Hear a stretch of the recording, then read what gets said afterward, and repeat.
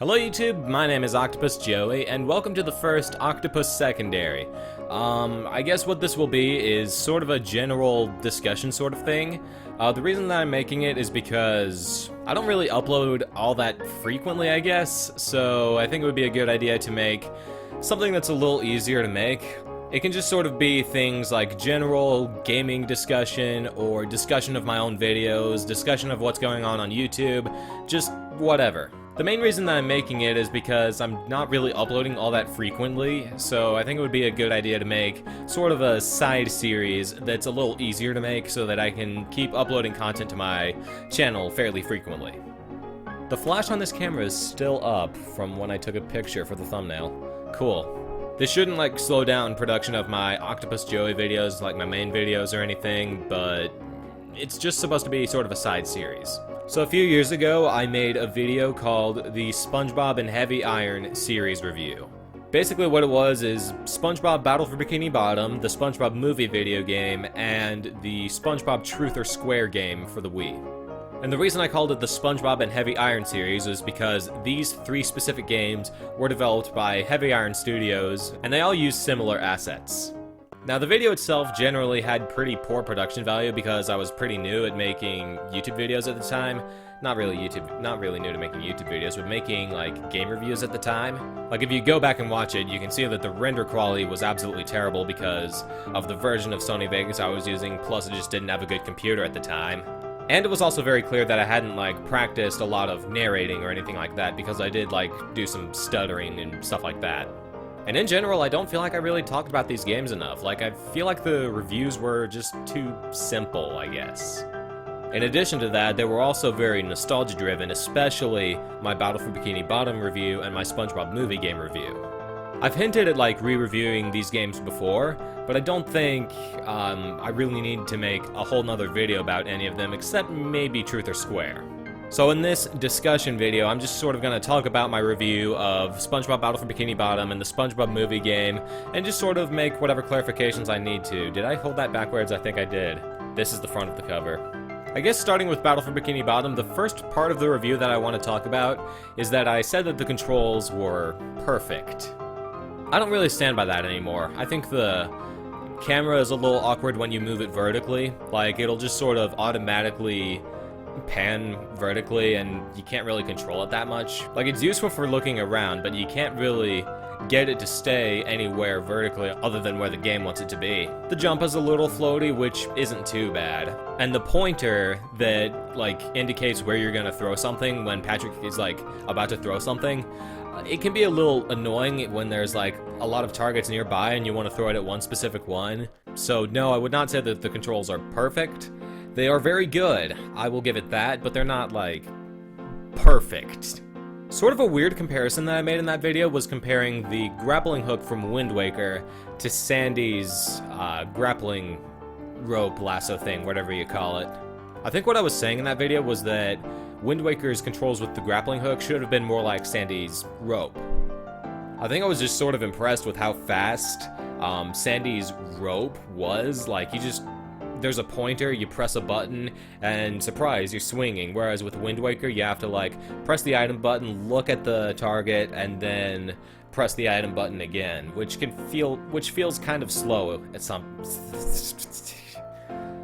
I'm new to this. Wind Waker's grappling hook just feels kind of slow sometimes. I don't think it's really a fair comparison because SpongeBob Battle for Bikini Bottom is a platformer, and just in general, it's a more fast-paced game than Wind Waker is, so I don't think the comparison is really fair. I still stand by that Wind Waker's grappling hook is too slow, but I don't necessarily think it should have been more like Battle for Bikini Bottom. If anything, you should have just been able to, like, Z-target onto the places where you can grapple, and then, like, press the item button. I don't know.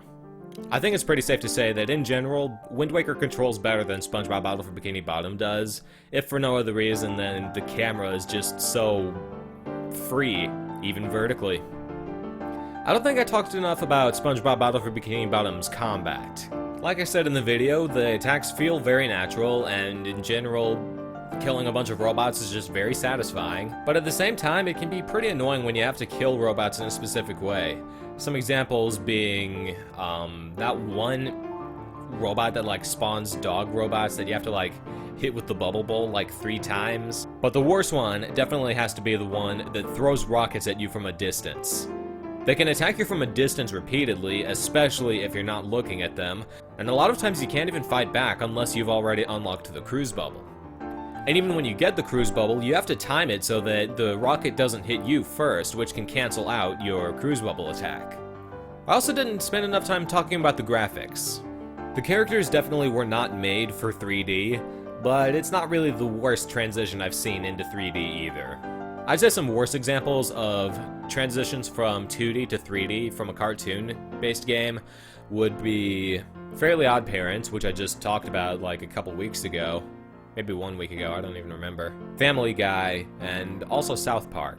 A lot of levels have spots that are just too dark, or the levels themselves are just too dark. Some examples being Kelp Forest and Rock Bottom, especially Kelp Forest. The facial expressions never change in in-game dialogue, which honestly looks pretty funny at times, but at the same time, it's funny in kind of an awkward kind of way, I guess.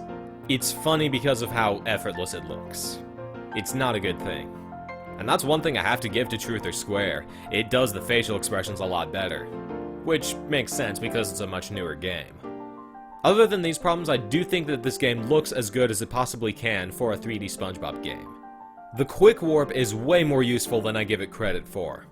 It's convenient for getting pretty much anywhere in the game really fast, but at the same time, if you don't want to do something in order to get a golden spatula, you can just sort of come back to that later, and you can always warp back to it if you already have the mission, so to speak, unlocked. And just being able to warp to that so quickly is just really convenient. Like, imagine if Super Mario 64 had that. Like, you wanted to get to Hazy Maze Cave from Tick-Tock Clock, and you could just pause it and then scroll down to Hazy Maze Cave and press A. That would be insanely convenient. And that's not to discredit Super Mario 64, it's still a great game. And plus, Peach's Castle from Super Mario 64 is a pretty small overworld as it is, so it doesn't really take that long. But I think part of the reason it works so well in SpongeBob Battle for Bikini Bottom is because the levels are just really, really big. They're also very linear, which means if you were to walk from one level to another, specifically to a specific mission, it could take a really long time, which is why the quick warp system works so well. With those clarifications out of the way, there were some things that I just sort of failed to mention altogether. It can turn into a grind fest if you don't have enough shiny objects, especially if you're going for 100%. Throughout the game, there are these clams that you have to give shiny objects to in order to proceed to specific missions, or sometimes just to proceed in the level. They're usually pretty accurate to how many shiny objects you could have in the game, but if you don't have enough shiny objects, it can turn into a bit of a grind fest. Grinding shiny objects isn't really hard in that game, especially if you know some good spots to get a lot of shiny objects. But especially if you're trying to get all the spatulas from Mr. Krabs, or unlock that movie theater which only has concept art, it can just get really tedious grinding for shiny objects. The writing is very faithful to the show, which is probably where this game gets most of its SpongeBob-like charm. The gameplay is definitely varied with a lot of platforming, combat, puzzles, slides, boss fights, you name it. And that's one of the reasons that I think SpongeBob Battle for Bikini Bottom holds itself up pretty well as a game, and not just as a SpongeBob game. Just the whole variety within the gameplay. I'm pretty sure that's the only video where I've ever used any sort of rating system. I don't use rating systems anymore, but if I did, I definitely would not have given this game a 9 out of 10. I think that was very, very nostalgia-driven. The gameplay isn't quite as good as I remember, and neither are the controls or the graphics. I'd probably give it a 7 or 8 out of 10 if I gave it a rating today. It's not perfect, but it's really good for a licensed game, and it's good as a game in general. So if you're a fan of SpongeBob, you definitely want to play it. If you're not a fan of SpongeBob, it's still a good game. And I guess that's all I have to say about Battle for Bikini Bottom, so now I'm going to talk about the movie game. I pretty much flat out made fun of people who say that it's a ripoff of Battle for Bikini Bottom. And to their credit, it does reuse a lot of assets. It reuses more assets than it introduces, but I think it still introduces enough to stand on its own. I never really mentioned how the Pattymobile controls. It controls well, but when you're trying to do precise movement, it is a little awkward. I like the comparison that I made between this game's slide challenges and Super Mario 64's slides. The slides are similar, although SpongeBob's have more branching paths, and they're much bigger, and just in general have more obstacles.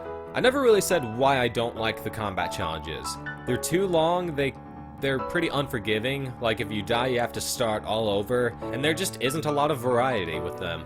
I might have given the floating block challenges a little too much credit, cause they're fun, but they can be kind of mindless. The sponge ball challenges, however, those are pretty great.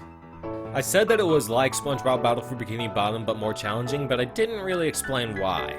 I'd say that the combat is better because, first of all, you can upgrade all your moves. You unlock moves over time, even more so than in Battle for Bikini Bottom, even though there aren't that many moves that aren't in Battle for Bikini Bottom, but still. The enemies are designed better, and I just think in general the combat is a lot better. Each slide and driving stage has 4 Goofy Goober tokens that you can unlock based on different challenges. They're usually like time challenges or ring challenges, which are like, I guess you could compare them to Superman 64, but not terrible. And it makes those levels become progressively harder. And in addition to that, you have to collect a certain amount of Goofy Goober tokens before you can move on. That can make the game more tedious, but it can also incentivize doing some of the harder challenges. But at the same time, it also sort of incentivizes replaying the same levels over and over, which, yeah, that can be a little tedious. I said that the soundtrack isn't as faithful to the show as SpongeBob Battle for Bikini Bottom is, but there actually are a lot of tracks in the game that I'd say are just as faithful, if not more. Some examples being I'm Ready Depression and Sandwich Driving 101. In general, I'd say that the soundtrack has a pretty dark tone, and a lot of tracks don't really sound like they belong in a SpongeBob game. But to the game's credit, I'd say that's pretty faithful to the movie more so than the show. So in that way, I'd say it's not really unfaithful to the show like I said it was. Like I already said, I don't really have that much to say about Truth or Square. I started by talking about how the series changed. I implied that the series went downhill really fast after the movie, but really it's just sort of gradually went downhill. Cause like, seasons 4 and 5 weren't that bad. They were actually pretty split, both of them. It wasn't really until season 6 that the show got, like, bad. If anything, the reason that the show isn't as good as it used to be is because, for one thing, it's old, and for another thing, especially in seasons 6, 7, and 8, there just wasn't as much quality control.